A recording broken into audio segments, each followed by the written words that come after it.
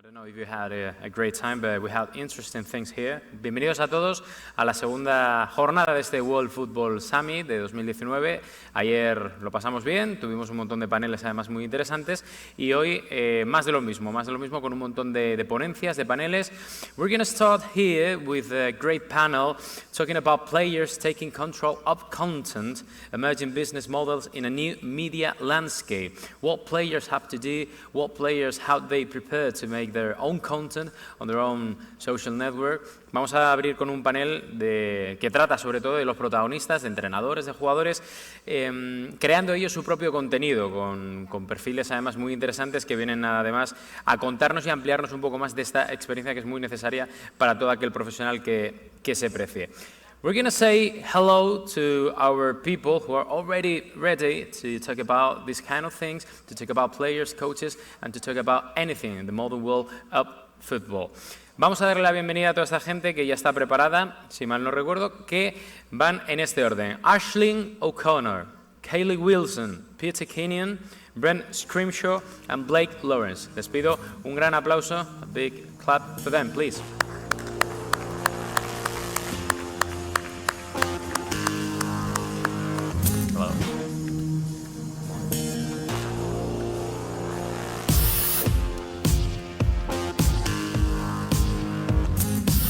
So, Ashling, welcome. Over to you. Thank you very much. Good morning, everyone. You get bonus points for being here this early in the morning in Madrid. As Peter said, everyone's still sort of sweeping the streets at this time in the morning. But thank you very much for coming. I hope we're all full of caffeine and ready to go. So just to introduce my panel, because we're going to spend the next 40 minutes talking about the phenomenon of athlete-driven media, and it's a relatively new phenomenon, probably the last 5 years. I think you're probably the earliest into it, Blake. So to my left, we have Caley Wilson, who grew up in New Zealand and son of a journalist, and as the founder of Blinder, which is a technology platform that brings together players and journalists in a safe environment, which means the pesky journalists don't get the numbers of the sports stars. Peter Kenyon, to his left, first started his career in football as CEO of Umbro, and we first met when you joined Manchester United, working for Martin Edwards, and became CEO in 2000 and oversaw phenomenal growth of one of the biggest and first commercialised football clubs in the world, and now co-founder of The Coach's Voice, which we'll talk about in greater detail later. Brent Scrimshaw, to his left, a Nike veteran who has worked for that company all around the world and is the co-founder of Unscripted, a mobile tech platform, also bringing together athletes with an audience, as previously discussed, and then you were bought by the Players Tribune, I think it was December last year, and you're still on the board and working closely with that company and other things. And last but not least, Blake Lawrence, founder of OpenDoors, a former linebacker who had too many knocks, I guess, to the head, and then realised that actually the world of business was a place that you needed to be. Again, OpenDoors bringing together athletes with corporate opportunities, and you were founded in 2012, I believe.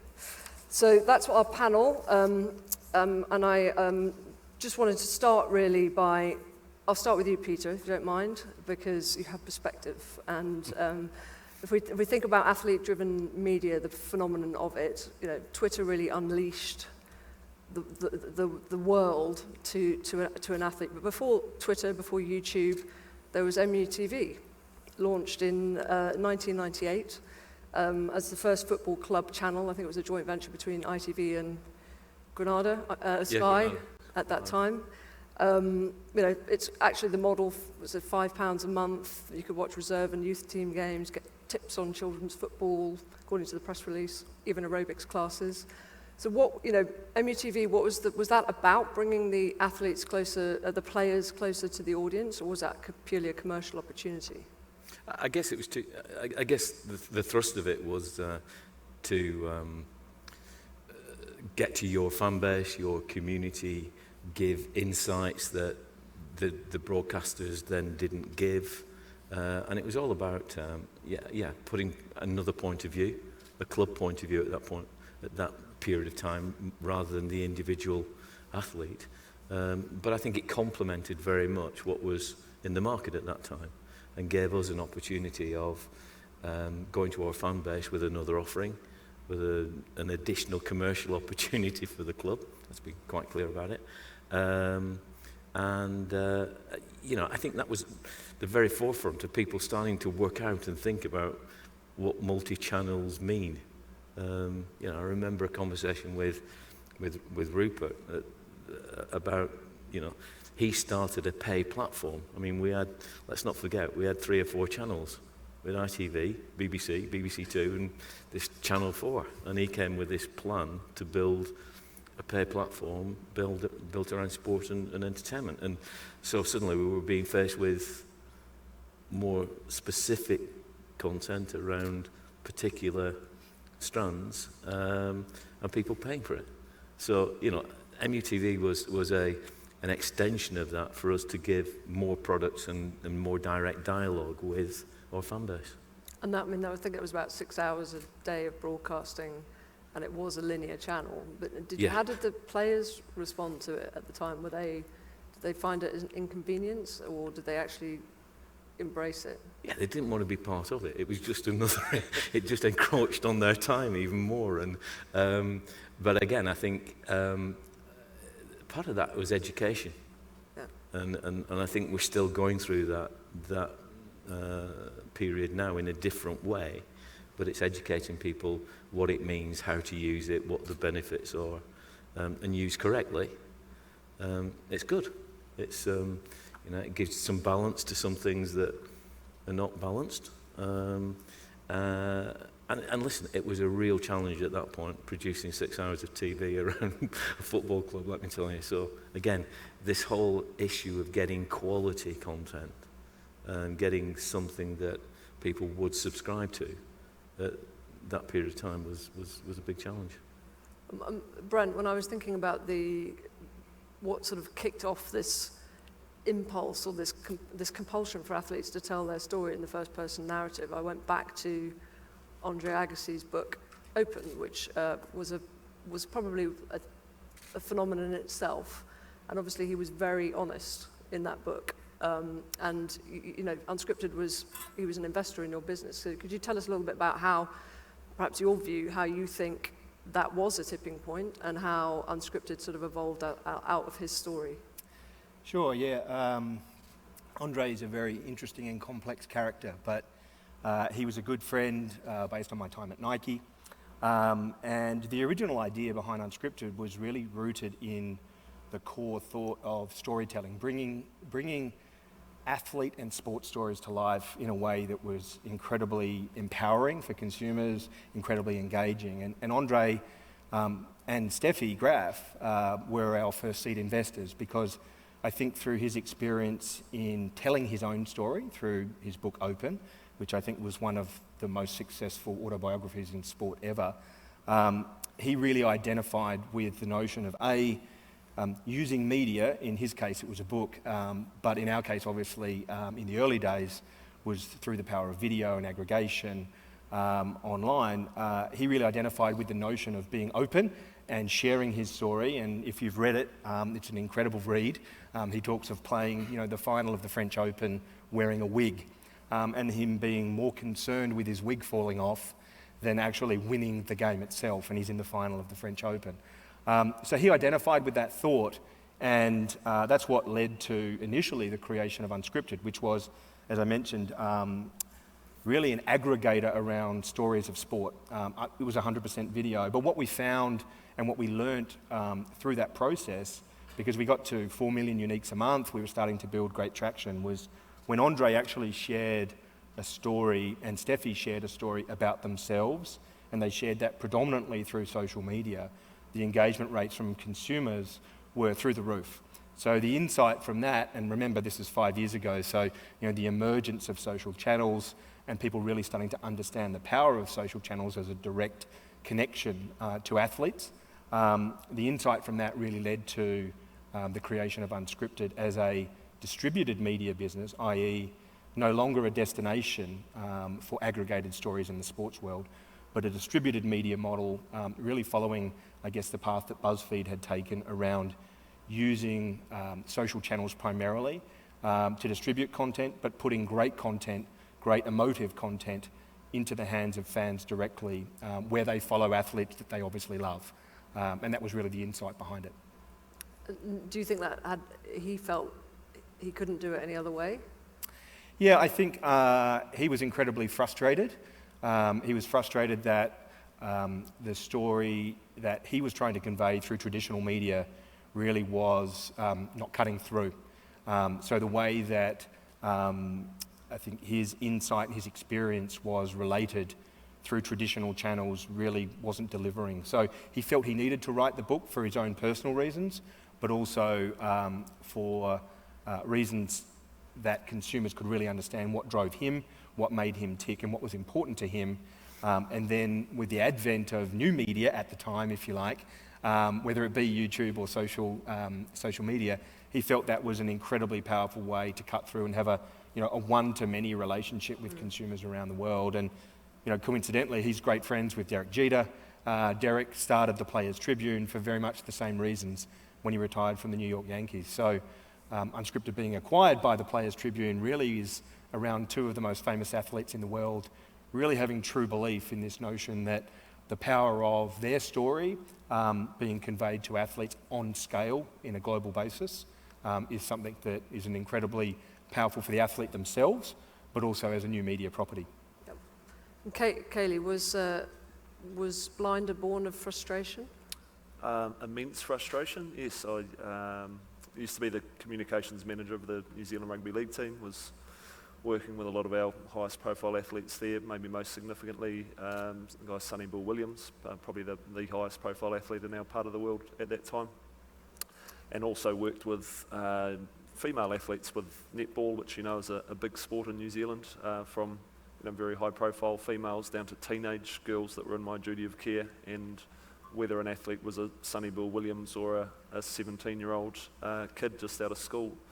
I felt that I had an immense desire to see their stories told and see my team and my club and my country benefit from seeing those stories told. But I didn't think that should be at the cost of the athlete's privacy. And the two main ways athletes are being made accessible for conversations with media in remote situations, which is a lot. Remote situations need to happen a lot, especially if you live in New Zealand, is by giving out the personal contact details of the athletes or by handing a personal phone of the communications manager to the athlete. I wasn't going to do the first one. I didn't think that was a professional way to operate, but the second one was infuriating and made me a big bottleneck for my organisation. Restricted stories getting told, occupied my time, meant only one interview could happen, all those things. So I did 7 weeks on the road in the Rugby League World Cup in 2013, did every interview for my entire team throughout that tournament on my own mobile phone, and just thought, this is stupid. I need to get out of the way and find a better way to make things happen. Yeah, and was it also born out of a lack of trust with the media? Has that broken down, do you think, to the point where athletes feel, I want to tell because I know your technology also records the conversation, so that there isn't a twist, you've got a record to point back to and say, I didn't say that, or I didn't say that in that context. So is it about right of reply and having control over it? We came at things from an attitude of what does an athlete need to tell their stories, and what are the reasons athletes might come up with not to share. So there's a few pretty obvious ones. For me, the respect of the athlete's privacy should just be a given, so that I didn't feel that was an overly protective measure or something. I know you reasonably well. I would not give you an athlete's number, and I wouldn't consider that offensive to you. It would just be, hey, Ashling, you'd like to do an interview, let's make it happen. Yeah. But I wouldn't think you would be offended that I didn't give you Sonny Williams' personal mobile number to make that interaction take place. So I didn't have that issue. But what else? What are the reasons that athletes might say no? One is privacy. One is wanting an accurate record of the conversation. One is respect of their time. Those are some of the key factors. And just ease. If I can just do this wherever I am through my mobile phone, answering a call, significant element that we sort of found out as we were tinkering away, that relying on the athlete to initiate things resulted in less successful call rates than just encouraging them to answer. So yeah, the attitude that we came from was just what's holding this process up, what's stopping it happening. So it's more about logistics. Yeah, logistics is one way of looking at it, but one of the interesting bits you touched on, the recording of conversations, that's an accurate record, which I think both parties want. It's not me saying, you don't get into the he said, she said situation. It's also great media training to have a record of what's gone on, and we've sort of found we do a lot of work within the NCAA, where people are saying, hey, we've worked out now who's awesome in our team. It's not just about saying this one's useless and let's try and make them better. It's about saying this one's fantastic and we should have them out more often because they're a great look for our program. But it's also then content. Like if you've got audio and video conversations being captured, it's taking it into the worlds where the Blake Lawrences of the world kick in and blast it out to the universe. Yeah. And Blake, turning to you, how did OpenDoors come about? Was it less about that freedom of expression and more about the commercial opportunity of the athletes just didn't have a route to market? Yeah, there's the thing about 10 years ago, this time I was a starting linebacker at Nebraska. And that's American football in the U.S. And one day I woke up and was told I should never play football again. I had 4 concussions in a little over a year, and my entire life I had been a football player. And many athletes that you work with, that becomes their identity. And at one point in their life, it's over. And at that point for me, I was really struck with what to do next. And luckily, I was one of the first guys to use Twitter 10 years ago, and I had 1,000 followers. And I thought, I can't ever play in front of these people again, but maybe I can entertain them. And so I really dove into social media.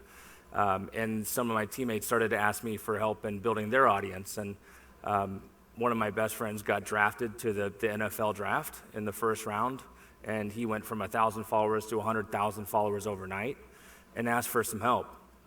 And at that point, I realized that his career could last 10 years, it could last 1 year, it could last 10 days. But if he can keep that audience engaged for the rest of his life, he has an asset that is the envy of many teams or leagues. It's a true connection to an athlete. So when I started to help him, I realized there's a lot of challenges in actually getting him to post content, to share content on social media. Even though he knew this audience was engaged, he didn't know what to say or didn't know when to say the right things. Most athletes are not born marketers. The majority of them are not. They are famous and influential because they run fast and jump high and entertain us to the highest degree, but they're not marketing scholars. And so we really built OpenDoors to provide him with the content in a very tap-to-publish, simple way that could help him engage his audience more often. And I built this for Prince, my buddy. And then a month later, the NFL Players Association called us and said, we've got 2,000 NFL players running around that we can't get them to say the right things at the right time. Can we use OpenDoors? I said, sure. I mean, that was it was a month after building a tool for a friend, we got a call from the biggest players union in the world. And I'm thankful for that. That was in 2013, early 2013. So that all of it out of that, this audience matters. It'll be with you for a long time. What can you do with it? And then I'm going to throw a few questions out, and feel free to jump in and answer if you have a point of view, but just very aware of the fact that you guys are probably all on the same side. I'm going to have to play devil's advocate here a little bit. Just because there is technology that is enabling athletes to do this, should they? Is it better to have a direct conversation, or is there a place still for the editor? Oh, I would argue no. So for me, just because you can do it doesn't mean it's right. And there's obviously risks involved for athletes, whether they are great at curating content and engaging with their audiences, or if they're not. And if they're not, our advice was always, let's not do something that A, you don't feel comfortable with, B, is non-authentic, and that's probably the most important point. If you can be as authentic and real, particularly these days through social media, that comes across in everything that you share, in the way that you think about what it is that you post. But if it's not real, if it's not you, consumers can see through that in a second. And that's clearly not the right thing to do. And I think, as Blake said, athletes are great at one thing normally, and that's being great athletes. Our premise was around athletes thinking of themselves as publishers. And if you take that mindset and start to think about how you would build out a publishing ecosystem for players over time, that's a very complex, uncomfortable space for a number of athletes to be. And so, therefore, I don't think they should be. But there are those, obviously, who embrace it, who love it, and particularly these days when you start to see the younger generation who have grown up, quite frankly, as content creators. The athletes of today who are 17, 18, 20, 21, they've grown up with content and creating content as a way of life, as a way of communicating with their friends. So I think what you'll see over time is the ability for athletes to become great publishers enhanced. I'm a clear believer in athlete media. The way that they think about and the help that they need in order to be great publishers will only become better. But on the flip side, just because you can doesn't mean you should. Caley, the case of Israel Folau is obviously well known. The danger of having an athlete too close to with their thumb on a publish button with no filter. How it could be destructive for his career, but also, his wife Maria played in the World Cup winning netball team, and you had sort of a ringside seat with that whole. I don't know if you can talk to us a little bit about that. Yeah, the Australian rugby team, the Wallabies, is one of our clients, so we've been monitoring things pretty closely there. And the New Zealand netball team is also one of our clients, and I used to work closely with Maria and at club level, and so. I don't think she would mind saying, because she said it herself to the media after the Commonwealth Games. So Israel's things really kicked off around April 2018, when the Commonwealth Games were in Australia on the Gold Coast. Maybe not too many netball fans here in Madrid, but the New Zealand netball team was not performing well. And Maria also had the pressure of all the media at the netball tournament wanting to speak with her about the religious and broader sexuality beliefs of her husband. Not something that she felt she needed to be addressing. They weren't comments that she had raised. They both, the Falaus and the Tutaiers, which Maria was before she got married, deeply religious families, as a lot of people from the Pacific Islands are. I spoke with Maria after the games. She said her routine was to shoot at goal. She's perhaps the world's best goal attack. The whistle would blow to finish the game. It would nearly always signal a loss. They didn't have a very good tournament. She would then run from the court, be grabbed by one of the New Zealand support staff, and plough her way through the mixed zone and the media, and then sit down in the changing rooms in tears. And that was her high-performance environment to try and win a Commonwealth Games gold medal, which she was unsuccessful in doing. And she regrouped wonderfully. I have a lot of respect for her as an athlete, and the way she could have given it all away, and I'm sure was very tempted to say, I don't care about this. There were media outside their house for a long time. They were living with the curtains drawn. Very, very challenging situation. And, could that have been? Twitter is a wonderfully liberating platform, but it's also full of trolls. It's quite a difficult place to have a conversation, or a reasonable conversation. And you put a comment out like Israel did. Obviously, you create a storm. But could that have been avoided with a bit of something between him and his audience, or do you think an athlete like that is always going to make statements that are controversial and you just have to deal with them?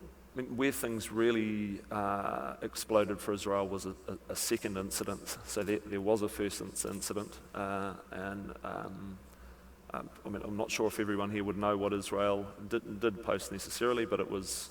homophobic tweets based on his religious beliefs, which are if you repent, strong. You various sinners can make your way to heaven, but otherwise you're in a fair spot of bother, was the general summation. Rugby Australia did put what they thought were appropriate measures in place to say this isn't how we communicate with our, we don't want you representing us in this way. Another interesting little strand to that situation was that the major sponsor of Australian rugby is Qantas, who have an openly gay male CEO, so there were a lot of things swirling around there. I think Israel was very firm in his convictions and believed that he was doing something to the benefit of, he was sharing his wisdom. I disagree with that assessment that I believe he made, but I think in that situation he probably was going to go for it. He was almost seeing himself as a Muhammad Ali-like character. Well, I mean, interesting you mentioned Muhammad Ali. We were talking about it earlier, Peter, the demystification of our stars with this direct conversation and their accessibility, like every moment of the day. If we knew what Muhammad Ali had for breakfast every day or what he was thinking every moment of the day, would he have become the sort of icon, the 20th century icon that he did? Because we might know too much. The old adage of never meet your heroes because they're going to disappoint you. When you were before social media and actually even before press officers, Norman Mailer got the best out of Muhammad Ali because he was inside the tent. He was one of Ali's storytellers. He was, Rumble in the Jungle he was part of that story. So have we lost some of that? And have we actually come full circle a little bit, that there was journalists were inside the tent, then the PR machine came in place, and now actually fans are inside the tent. Yeah, I mean, look, it's interesting, the dialogue that's been going on, and I think your question about technology is an enabler, but with that becomes a responsibility. And certainly I think from our point of view it becomes an education issue, because just because you can do it doesn't mean that you should, and the way you do it I think needs to be understood and talked about and educated, and the perils as well as the upside. So that's one issue. I think, listen, we live with the press. We brought the press inside the tent. So if we went on a European trip, guess what? The press were on the plane. I mean, that's not going to happen anymore. We have to recognise that there is a breakdown of trust with traditional press. And I think that's one of the opportunities that, whether we call it First Voice or we call it whatever, that is something that is happening. It's happening at a greater pace. And I think that's because traditional press is no longer doing news, because everybody's seen the news by the time it's done. It becomes more sensational, therefore it becomes more headline-driven. And because of that, I think athletes, sports entities just feel, actually, we've got to counter it somehow. So I think what we're all involved in. But the amazing thing is that we talked about Andre's book. I think Andre's book is inspirational and goes to the heart of what we all want to produce, which is not just something to counter it, but something that enhances what everybody does. So I don't think it is finding out what people have for breakfast, and I think that's disposable. And but I think the insights, and we've got a community of 20 million coaches around the world, right? They are desperate to find out from other coaches insights on what's going on. The guys at the top have become more and more powerful. So it's now Klopp versus Pep, rather than Liverpool versus Man City. Did I think that was going to happen 15 years ago? No. So these guys as personalities and as influencers and as setting the agenda for the weekend, which they do on a Thursday or Friday press conference. And the questions are banal. The press boys don't want to be there. The guys don't want to be there. So there is no insight, because it all gets shut down because of the environment that's been created. which is, I don't pick this guy, have a falling out with him. If I don't win on Saturday, do I get sacked? That's the agenda, unfortunately, because it's sensationalism. And I think what we're all involved in various streams is far more insight, building platforms that fundamentally people trust. The guys that go on them trust them because, in our case, they've got editorial control. We don't publish anything that they don't sign off on, which is great. So immediately, the environment's different. It's not confrontational. It's not them looking over the shoulder saying, if I get one word wrong in an hour's interview, that's the headline. So I think building trust, building insight, and building a sort of an education for an awful lot of people who really they don't want the trash side of it. They actually want to know the guy, make them human. And that's what we feel, and we're getting tremendous success from. Ashling, I might jump in Yes, just on sure. the press conference thing. I've come from a little bit outside of sport, and the standard behaviour of mass press conferences, which see a couple of people very shut down, as Peter's saying, which is understandable because they're sitting there just fielding, stuff from a variety of places in an almost nonsensical conversation in their own head that's, and they're all on the defensive going, well, I can't go too far that way or that's going to be grabbed and ran with. And then the media are in a complete drag race to get their story out because they've all received the same information simultaneously and 30 minutes or less later, it's all, so there's been a boring conversation held and 100 people have then written a garbage story or chucked up some footage that no one cares about too much, and it's done. And that is people saying, yeah, we're communicating with the press or with the fans. And I'd also take Peter's point around the sensational headline writings. I think that's one of the real issues where I see things from a couple of sides, with a father who ran journalism training in New Zealand, and I worked in journalism myself, and my sister's a radio producer. So I sit a little bit on your side. The responsibility of the media to not put such garbage headlines on what can be actually really interesting stories, and then they'll grab one little line and that can completely change the tone of how that's interpreted, and can piss the players off to the point of, I don't want to speak to that journalist anymore who might have actually written a really nice story, but the headline, the sub-editor has stitched them up with a sensational headline. So we laughed last night because the standard, the number of conversations I've rung up and said, come on, you've completely misrepresented. Yeah. The body of the story is one thing, the headline Yeah. is completely different. Well, it's not my fault, Gov. It's my headline writer. Well, but there's no responsibility. They're different people. And it's the second person coming in and going, what are the most clicks I can get from the most scandalous headline I can write? Well, I think there seems to also be that it's almost like the athlete media is a rival to the traditional media now. There's a competition there, obviously, and you can't get the story first if it's the athlete telling you. If it comes from the athlete, they are the story. So if they're the primary storyteller, then there is no competition. So I think perhaps I would do away with press conferences. I think they've had their day. They're a complete waste of time. No one wants to be there. The press doesn't get what they need. I haven't done them for a long time, but I don't imagine they've got any more insightful than they did, 10 years ago. At Wimbledon, the players have to come out. They just lot them out, and you get nothing out of them. They don't want to be there. But if they don't come, they get fined. But in terms of where do you think that this movement is going? Is it about, you look at David Beckham, he's going to set up a studios business. Alex Morgan, co-captain of the women's soccer team, wants to set up a female-driven media company. Is this about athletes becoming media companies? That's our bet. I think that everyone on this stage is betting on some part of the individual becoming a bigger part of the ecosystem in sports media. And if you look at La Liga, we were looking at the numbers over the last year just for some relevant data for the audience. The La Liga across Twitter, Facebook, Instagram has about 80 million followers. All the players in La Liga have 1.3 billion followers.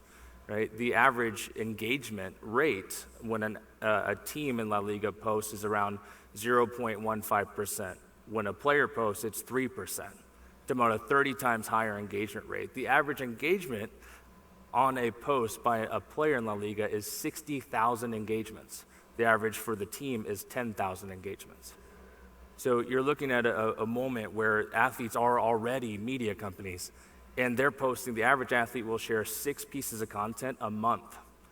The average team will share 30 a day, right? So you're in a situation here where the most engaging audiences are on the other side of the channels of the athletes. It's about funneling the right stories to create the right conversation to allow those athletes to capitalize on that. And it's not this or that. I believe when you look at the sports properties, there's teams, there's leagues, and there's players. They work together to engage that audience to own the channel. You think about MUTV, 20 years ago, right? Being one of the first teams to have their own channel.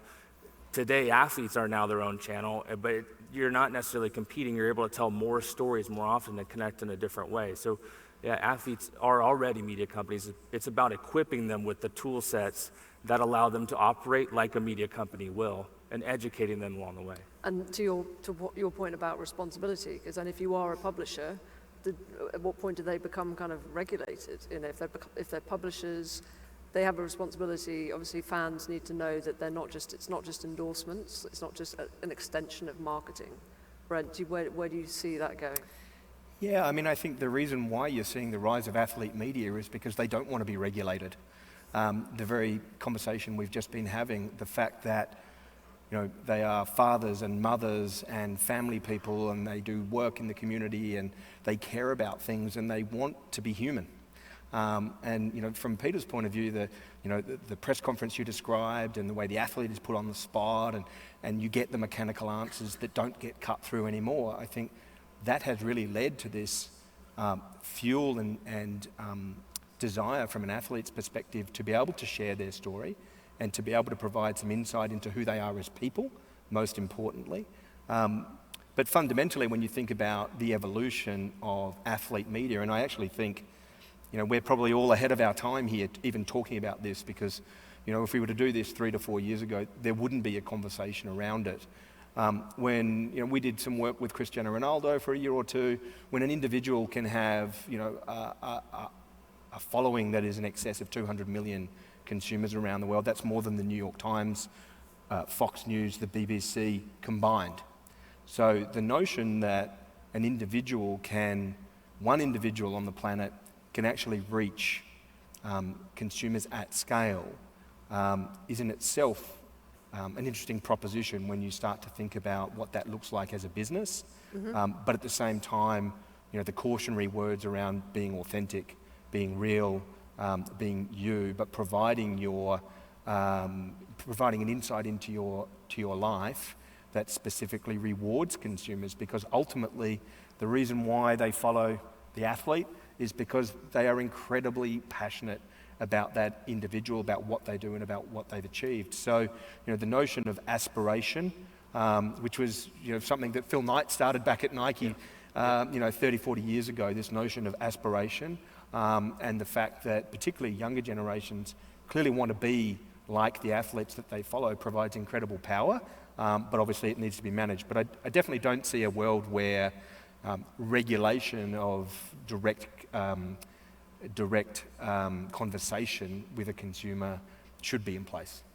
But those media companies that you just mentioned, dwarfed by the individual athletes, are regulated on when they can put adverts in, what adverts they can put in. We don't know if an athlete is saying something because it's authentic and because they believe it, or they've been paid by Nike to say it. Ultimately, the consumer decides. The consumer will decide, and they will vote in an instant if they think that they are being sold something, if they are being told a narrative that isn't true, and ultimately they don't have trust in the media. So specifically, they haven't bought into the traditional media landscape, and that's why they've gravitated to what I would call a more modern landscape in terms of digital media, because they're able to have that direct one-on-one relationship with an athlete. Yeah, and Ashling, I think that's a really important part. I think what we're talking about, we have the ability for instantaneous feedback. If people don't like it, they switch off, or they'll tell you, right? And I think we're in a danger of just dumbing down if we're not careful. I think we've got very articulate consumers out there, whether somehow you call them fans and you treat them differently. You treat them as somebody who's not intelligent. I mean, our community that we're building are really intelligent people.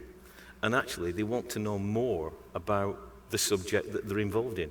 So these guys are, mum and dad's coaching through to first team coaches. There isn't a vehicle where they can interact with each other and get insights from people who are doing it every day. And the way that the traditional press is just disposable. I mean, there's guys who perform at the very top of the game for 2 years, win trophies, get sacked. You think they're dead. They go from 24/7 to absolutely nothing. You don't know where they are, what they're doing. And I think that disposable nature of it, to our community, these guys, they still respect them. They still respect what they've done. They still want to, absorb what they're talking about. And I think that's another aspect of this, that these guys, whether you're David Beckham, Ronaldo, you're a linebacker, you're human people. And the general press doesn't treat them that way. So I think that's a key part of what we're producing here. Do you think young athletes coming through now, this will be second nature to them clearly because they're digital natives and they understand the power of the technology that they have grown up with, but how much pressure will they come on to be interesting? The pressure to kind of put out this content, even when they don't feel like it. Maybe they've got nothing to say. And is it okay to have nothing to say? Is it okay just to be, back to your point, I think it was Brent or Blake, they're just really good athletes. So they have to be particularly interesting people? There's no problem with avoiding social media as an athlete. You're just cutting off a channel that could last you a lifetime. And so I think you coach the young athlete to understand the upside of building an audience that stays with you forever. Yeah. And they're never more relevant than when they are on the screen or on the field in front of the fans. And that doesn't last their entire life. A great athlete could last till they're 30, 35, and then what do they do the rest of their life? I mean, so they can avoid it and focus on their sport because that's where the majority of their compensation is going to come from for most athletes. But they're going to miss out on an opportunity to build an audience. And that's where we start the education. I'm being waved at. I think we're running out of time, so I think there's lots more we could talk about, but we'll have to take it offline. Please join me in thanking my panel for a very interesting discussion. Thank you very much.